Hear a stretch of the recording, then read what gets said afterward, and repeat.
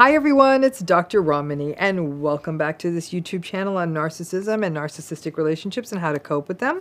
This is an interesting proverb because it has a lot to say about healing, I think. And for those of you interested in doing a deeper dive on healing, please go to the video notes. You'll find a link to our healing program, which does a much deeper dive into healing than I can just do on YouTube. But if you'd like to join us, give it a look. Would love to have you join us. And today, in honor of Bastille Day, a French proverb. So, apparently the French proverb goes, good advice is often annoying, bad advice never is.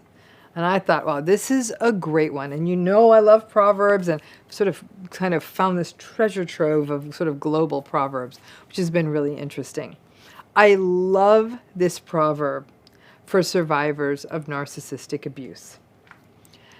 It's interesting because anyone going through a toxic relationship, especially in the early days when you're just learning what it's about, don't always want good advice because it really goes against the grain of the trauma-bonded justifications.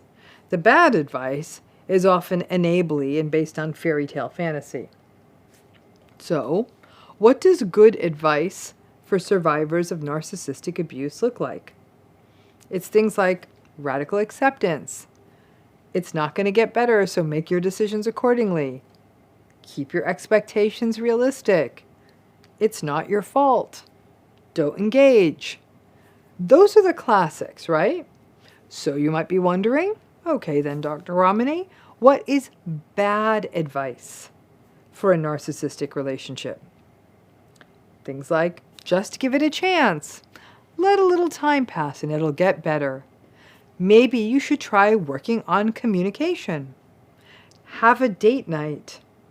Why don't you just extend the olive branch? They're just acting like this because they love you so much they don't know what to do. Or, the devil you know is better than being single. Now, here's the rub. Lots of survivors of narcissistic abuse initially do not want to hear that it is rigid and unchanging and uncomfortable. They would rather hear that it will all work out and such is the trauma bond and holding out for more good days after the bad ones, right? The narcissistic folks play a very manipulative game. Love bombing, good seductive days, they get you on the hook, and then they withhold and they withdraw. You want that good stuff back, so you do whatever you can to get back to what it was. And they give it back, and then they take it back. And that game of cat and mouse continues for the duration of the narcissistic relationship. But unfortunately, very little relationship advice out there is informed by knowledge of narcissism. The advice is more along the lines of, oh, I think he's just really into you. He's just playing hard to get. Or things like, she has a tough job. That's why it's been tough. Or they don't mean it. Or love is hard. Or maybe they're just so intimidated by you. On and on. Advice that allows a person to keep justifying the bad behavior in the relationship and hold out for more of those love-bombed moments. The core of bad advice in a narcissistic relationship is anything that fosters false hope and keeps the person in a future-faked mess. And because so many people still hold on to messed up fairy tales that love is hard and you have to win people over and all the rest of it, the bad advice comes from that place. But it's easier to take the bad advice because it allows people to hold on. Think of all the people out there that seek the guidance of future predicting magical psychic people when they are in narcissistic relationships. These sorts of psychic medium, whatever people they are, they often give guidance like, oh, I see a dark cloud around him. I sense that he's going to meet someone else, but it's not going to go well. He'll feel pulled back to your light, and then he'll regret it and come back in a year. The danger of that kind of stuff is that it fuels hope. And instead of the person focusing on their healing, there's a risk of a person just sort of counting off the next year until the psychic prediction of the narcissistic person coming back comes to fruition. Because really what this sort of psychic guidance is saying is he's going to go seek out new supply, he'll blow up the new relationship and hoover you. I'm telling you that for free. The part that anyone trying to predict the future is going to get wrong is when they say, oh, they'll regret it and see your light. But unfortunately, many people prey upon the vulnerabilities of survivors. And whether psychic or not, will give the prognostication that the narcissist will see it and come back and see how much you love them, or they'll get hurt in their new relationship and that there'll be signs from the heavens and all of that. That will feel much more palatable than somebody rolling up with good advice and telling you, this person's not going to change. You need to work on healing and moving forward and not blaming yourself and recognizing there'll be grief. Not so interesting.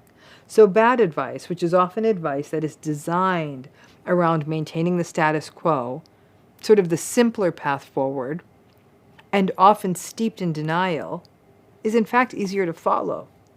Bad advice is often appeasing and what you want to hear, which means then that the person offering the advice doesn't have to see your distress or your disappointment.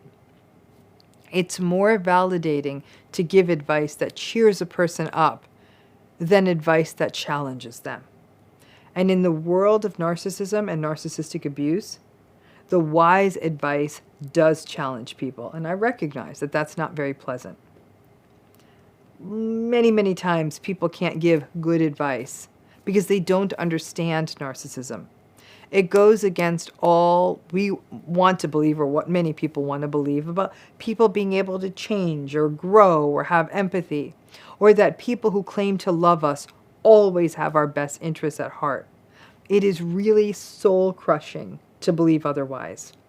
However, pain is a necessary stop on the train to growth, and the good advice giver is one who may be willing to give the tough word and call out the toxicity, even if you don't like it. Over the years, I have had more than a few friends in toxic relationships, and I have had to be the unfortunate messenger with, I don't know if I can sit here and claim it was good advice, but it was definitely informed advice. And in giving that informed advice, they've not been pleased about it. And I've gotten pushback like, Ram, I don't want to hear this, or you are hurting me by telling me this, or stop telling me this, and they'll cry. Listen, I have to live with myself, so I wasn't ever going to say, oh, now I can see you're upset. Maybe they really are going to change. I would just shut my mouth, be there for them, and know that maybe at some point my words would hit. And in some cases, they wouldn't. I loved this French proverb because I have never heard it sort of phrased so succinctly.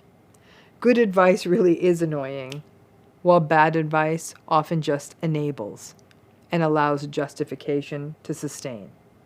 Sometimes if you don't want to incur someone's wrath, giving no advice may be the safest path forward. But too often, the more uncomfortable path is usually the path to growth. And nowhere is that more true than in pushing through narcissistic abuse. Folks, it's going to hurt before it feels better. Thanks again.